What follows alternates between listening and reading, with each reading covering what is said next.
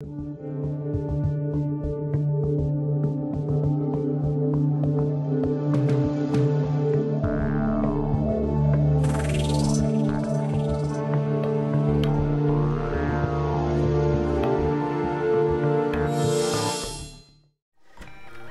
my god, the blood moon is rising. Well, see?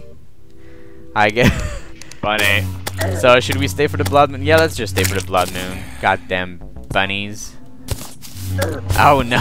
Well, it's basically like the same kind of enemies attacking us than usual. Yeah, they can open doors now. Ah! Yeah. Oh, well, let's use the spiky balls.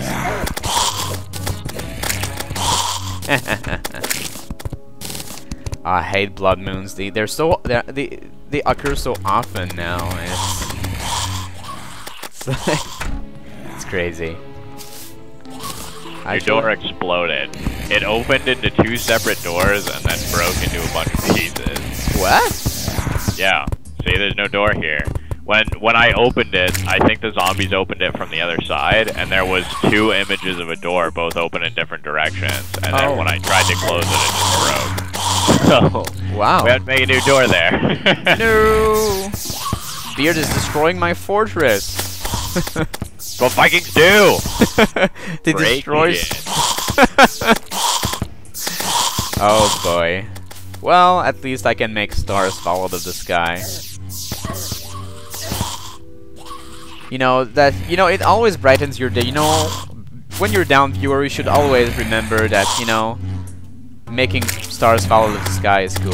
It's actually a pretty cool activity to do, you know, making stars fall. It's fun, relaxing.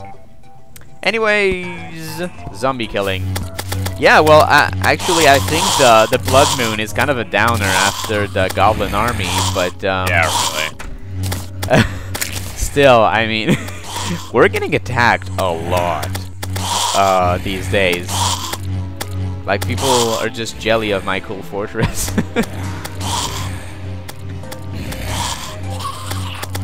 And also, yeah, you found a bug with the doors, so Terraria maker, even though you're not, you know, watching this, some bug testing for you, free of charge, along with my cool ideas. Along with my cool ideas.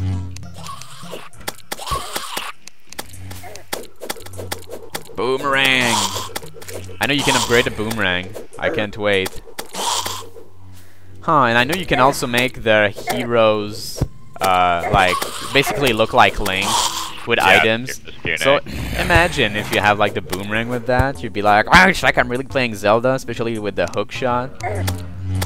Yeah, the makers of this game played Zelda, let's be honest. Definitely. I don't think there's anyone, like, on Earth, like, barring third world countries and stuff, that haven't played or heard of Legend of Zelda. Well, and yeah. Now that it came out for the 3DS, like, which I think is a good idea, because, I mean, there's going to be a lot of kids that grow up without it, and they're going to be, like, I don't know, 20, being like, remember how retro it was to play Halo? I play Halo. Master Chief is the best. And like, no. I don't want to sound like a nostalgic guy or whatever, but you know, when I think of my childhood playing like Super Mario 64 and Zelda Ocarina of Time, I feel sad for the kids today. Not because like I think the games they have are bad, but oh, FPS issue. I'll be right back on that with you, viewer.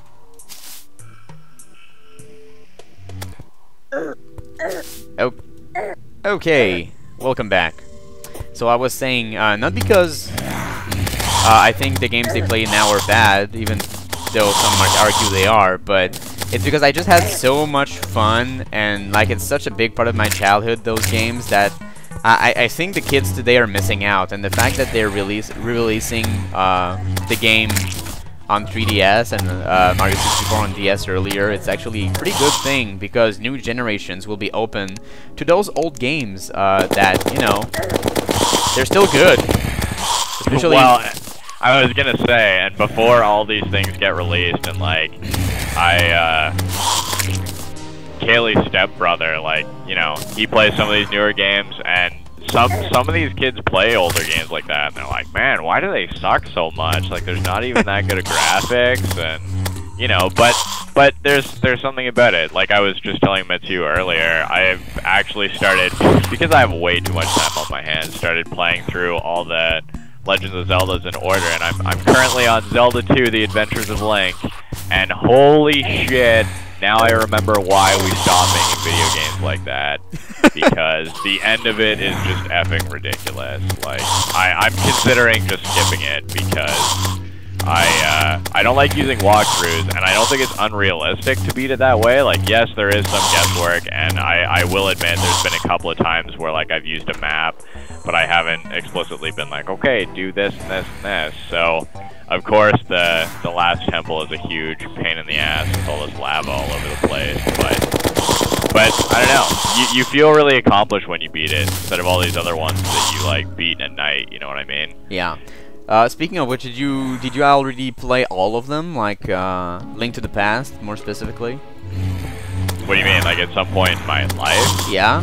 Yes, but that's gonna be the next one that I do. So yeah. after this, it's Link to the Past. And here's the thing: I've never played Link's Awakening, and I don't know if I should skip it or not. Like, I definitely am gonna skip ones like Link's crossbow training and shit. Like, I don't really care. That has nothing to do with the story. Well, Link's it plays pretty much like the SNES one, and it's actually a direct sequel. And I don't think I've played it. Like, I've tried it when I was a kid, like on other people's Game Boys and stuff, but I haven't actually played through it. But it has a pretty good following. Like, yeah, it has like a little cult following. People are like, oh, it's so good. It's probably, you know, one of the best, maybe in their opinion. So I couldn't say because I haven't played it much. I know there's a chain chomp in it at some point. And it eats stuff. I guess Nintendo can do whatever they want. Yeah.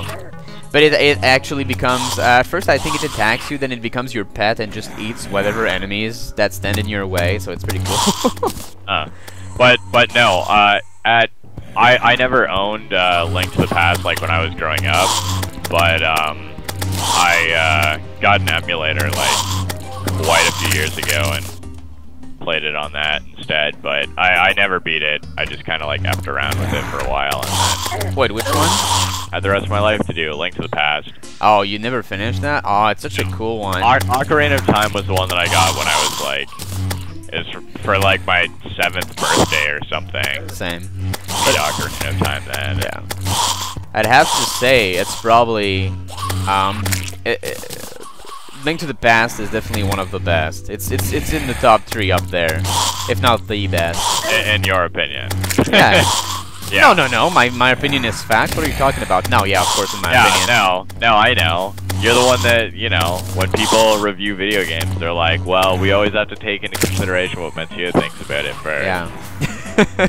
But no, actually, probably my favorite, and well, a little, is probably Majora's Mask, just because I was old enough to appreciate it for being creepy as hell, and it finally introduced a boss that wasn't Ganondorf, and for me, that really got to me. Like, something was just creepy about fucking seeing that mask at the beginning screen, and like, it's like 11 at night, and you can't get that image out of your head, and it just scares the shit out of you. Or Also, that fucking... Also, I think, yeah, but I think we should bring up the moon as an honorable mention of something scary. Yeah, really. That moon. But even Ocarina of Time is really scary. Like, dead hands, the goddamn hands on the ceiling, even the redheads, like, Jesus. So, yeah. So scary. Yeah.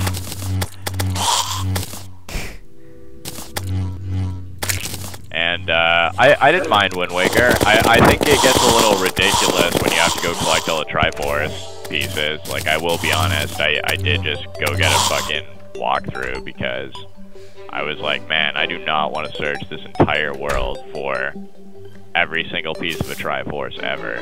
No, yeah. I can see what you mean. Sometimes it's oh, it seems like we survived the night, by the way. No surprise there, then. Well, so we'll just look at those cute little bunnies that, like, you know, are back. They survived, and Be destroying trees, like usual. Just to repair a door. Destroying nature. Oh yeah, good call. Fuck nature. And I guess it's gonna be ending on this note, viewers. I hope you enjoyed, and I'll see you next time. This is Matt. Out. Beard. Yeah, out. See ya.